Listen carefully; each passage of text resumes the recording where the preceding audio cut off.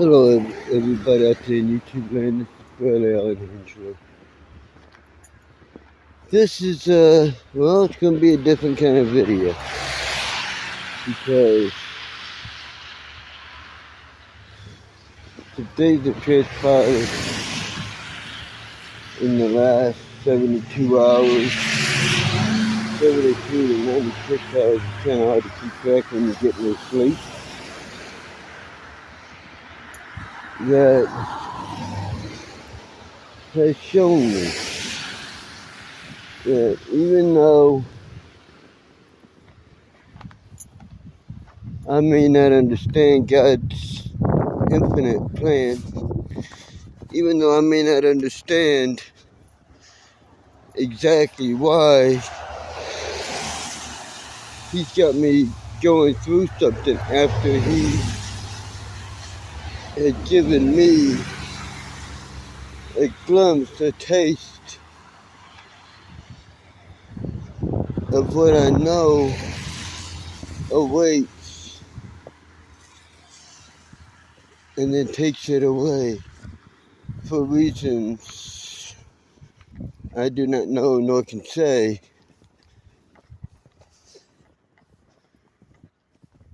But then I yell and I scream.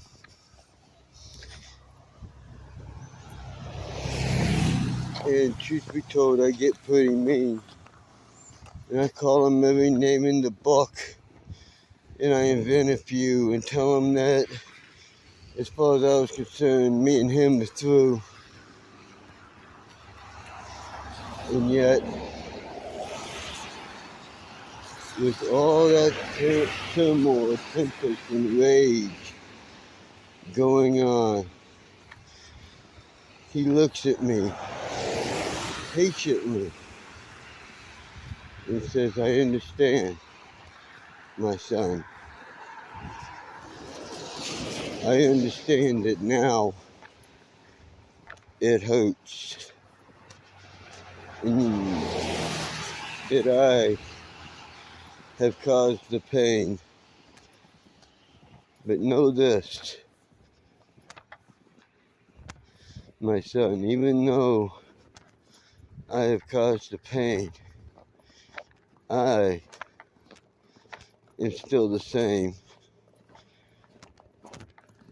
Even though I caused the pain, it was for your greater gain.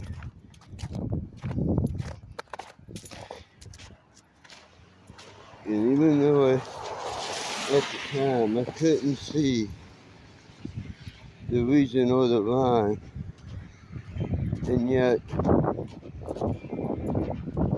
as time continued to go on, and the pain got lesser and lesser, until finally,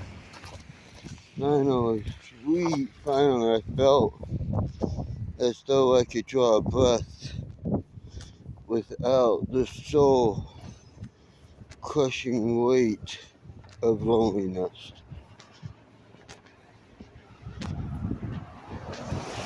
And then, when the time was right,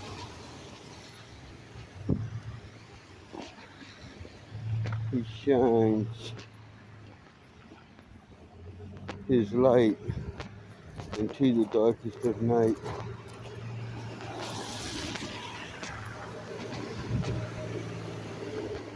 And He says, "Yes, my son, I know that you were in pain, but you did not walk through it alone, for I was there when you thought you could not go on and you did not care, and you thought that I did not care. That's when I lifted you up high in my arms and held you tight and protected you from all the dangers of that night."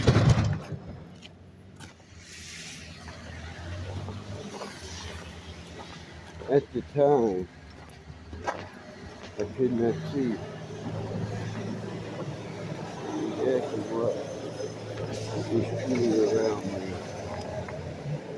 But now, I think I understand just a little bit why he did what he did. It was to make me a better man. For God so loved this whole world that he gave his only begotten Son, that whosoever shall believeth in him shall not perish, but shall have eternal life. I had forgotten, blissfully forgotten things from my past that I deliberately buried and hoped it would last. But you can't hide anything from God. He can see it all.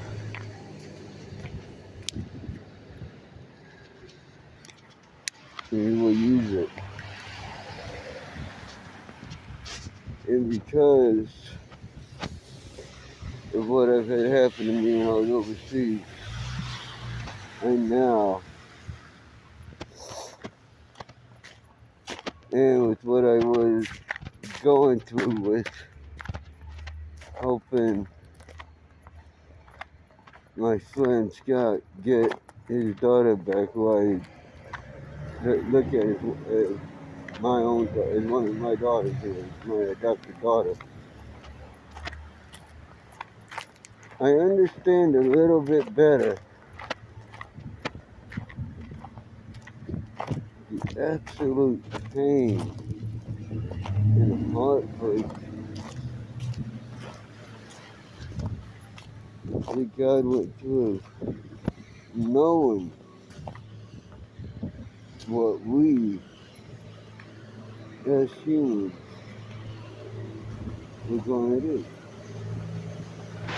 His only son, his one and only son, his one and only child.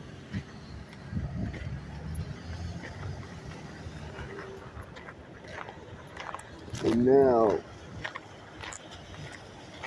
to me,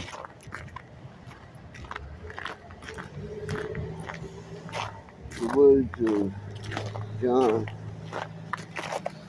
3:16 call me honest to John 3:14 through 18 take on a deeper, more in-depth meaning. Because you see, God knew what would happen when he sent his son. But he also knew that it was necessary for the greater good. So he knew he had to sacrifice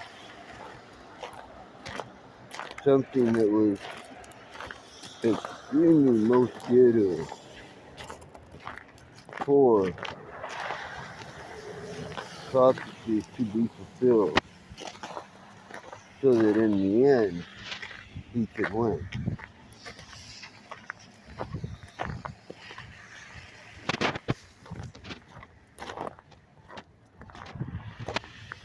And I can safely say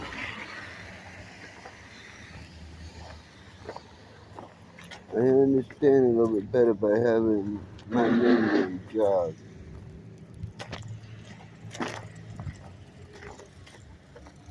I can't tell you what went down because it's classified intel. But suffice to say, I understand those verses quite a bit better now. And I think just think that I might have a little bitty bit better of understanding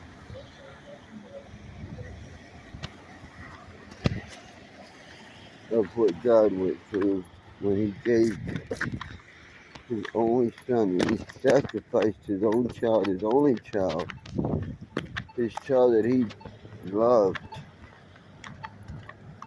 so that we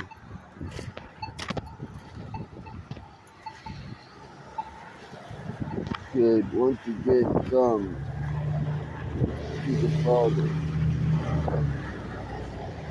sit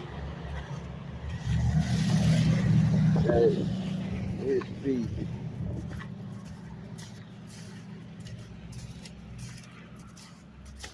and gain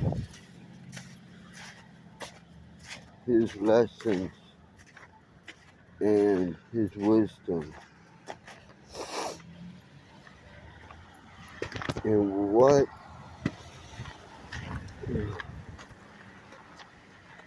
a treat it is for us to be able to do that.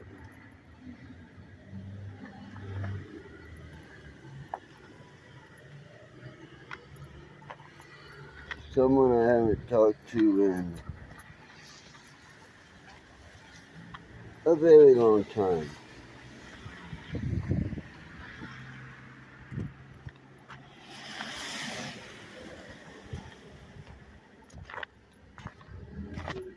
found me. And that's what it is, he found me. And through talking, it brought that out. And I got to thinking about the trip I've been on with Scott, getting his daughter back. And it brought up things with my daughter. And I understand. Like I said, I think I understand kind of a bit better now, the heartache that he went through, knowing that when his son became man, know that he wouldn't be able to give him a hand. He wouldn't be able to put his arm around him and say, hey, my son, don't worry, it's going to be okay. You know, him not being, even being able to look at his son, because he knew what would happen if he did. So he had to send his angels down to speak with his son in his stead.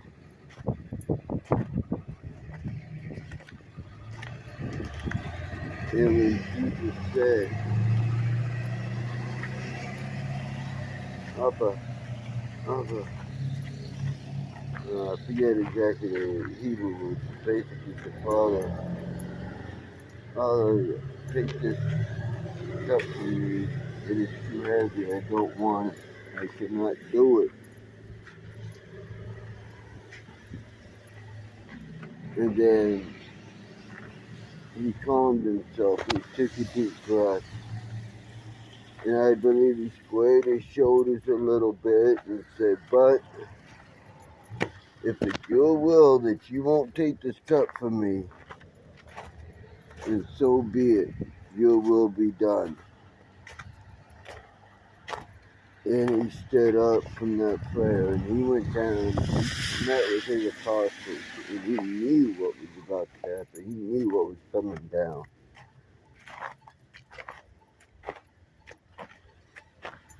He knew who it would be and everything, you see. And he willingly, as a free, innocent man, he willingly allowed them to put him in chains. I mean, Peter grabbed a sword to cut off a guard's ear, Jesus put it back on and admonished Peter for acting out in violence.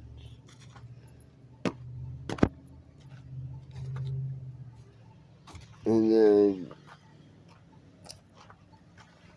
he was led away and taken before Pilate. Pilate talked with him, and Pilate said, I can't find any fault with this man. He's done nothing. So Pilate took an easy way out. He said, I'm going to leave it to you, the Pharisees, the Sadducees, to decide his fate. I wash my hands of it, and he made a big spectacle of washing his hands, signifying that whatever they chose, he was clean from. He had nothing to do with it.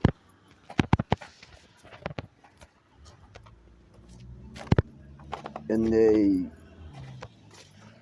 held a mock kangaroo court and found him guilty and sentenced him to death by crucifixion, which isn't what most people think. It wasn't a big T-shaped thing the way most people think. You know, it was more like an X. You know, I don't know. It might have been a big T, but, you know, for stability purposes, what makes more sense is that it would have been like a big X. Otherwise, they would have needed ropes around the crossbeam to hold it in place so that it wouldn't fall backwards or forwards.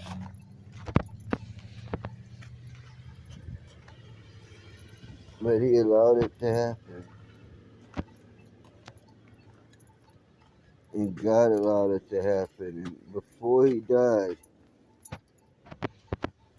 you know, he looked over at the two criminals.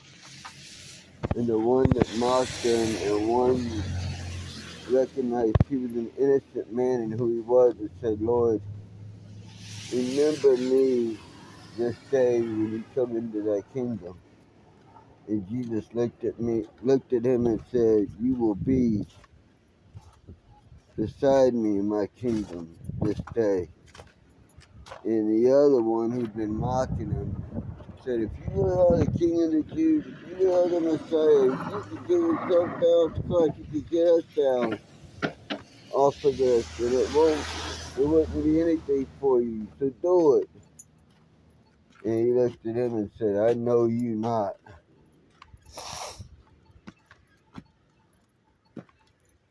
And as was customary back then, they used to, when they got close to sundown,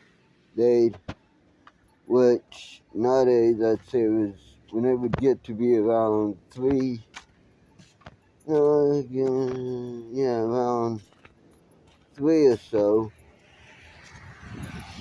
because the sun would start going down, they'd pull out this hammer and break the knee of the people on the cross to make them die quicker.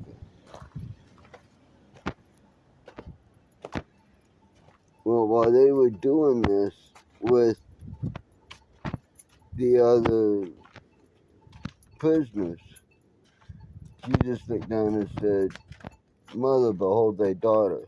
Daughter, behold thy mother. And he was looking at Mary Magdalene and Mary, his mom. And then he looked up to heaven and he said, Abba, Abba, Roshanore Alakwani, or something like that. Basically, Father, forgive them, for they know not what they do and who I am. And then he let out a breath and he died. And when they went to break his legs, one of the guards said, wait a minute, let me see your spear, and he stuck it in between the second and third rib of Jesus on his right side, and all that ran out was a mixture of water and blood, which signified that he was dead. Because in crucifixion, you literally would drown in your own fluid.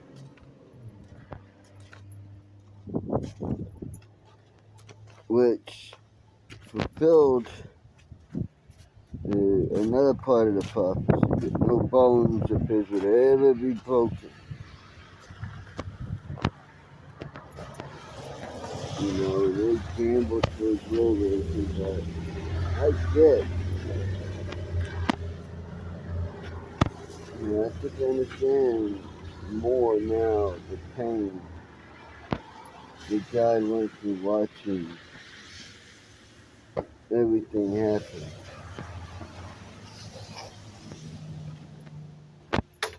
I don't know about any of you, but to me,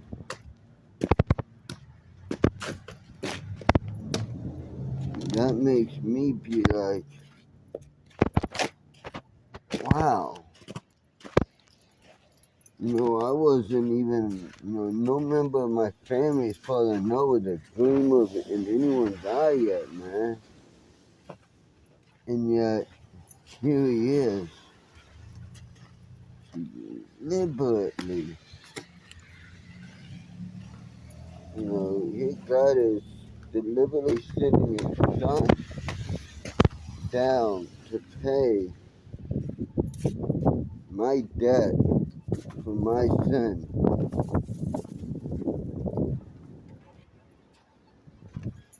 And the fact that he did it willingly is, that he went and did it willingly makes me feel like, wow, he really,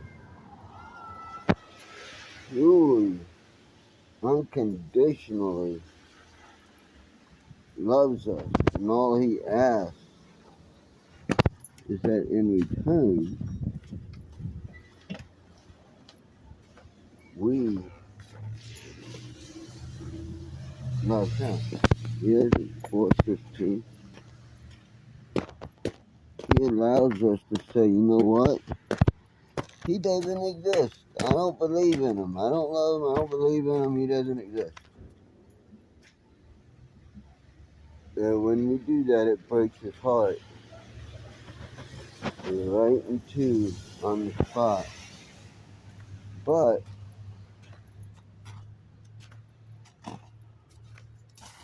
he gave us free will and he knows it. But when we say, my God,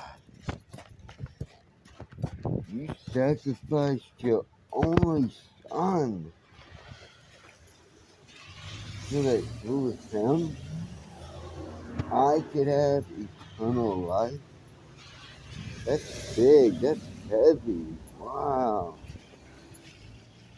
And all I need to do to have that beautiful gift is to say and believe in my heart of hearts that, you know what? I'm a sinner, and be truly sorry for having offended him, and to say, God, I'm truly a wicked, wicked sinner. I am sorry for offending you. I believe that your son Jesus was born. He died, he lived, and he died on the cross to pay for my sin, and that when his blood was shed, he washed away my sins, and that in him I will have eternal life. And as soon as I said, he's like, "Bet, we're good. Cool, welcome back, son. Welcome back, son. It's all good in the hood." So, that's a simple but deep statement, if you ask me, that he only asks us to make to show to him that we mean it and that we are sorry, and go from there. And then he asks of us to make a showing outwardly in public of our belief in him through baptismal, which even Jesus was baptized. And then once we have done that, he only asks that we follow him and try to live by what he teaches us to the best of our ability every day. Now, I can't talk about anyone else. Every day I fall short. Every day I fall short of his glory. And every day I ask him for forgiveness. Because I'm human, I'm not perfect. And I know that every day he says, "Dude, Bill, I got you, don't worry. It's covered."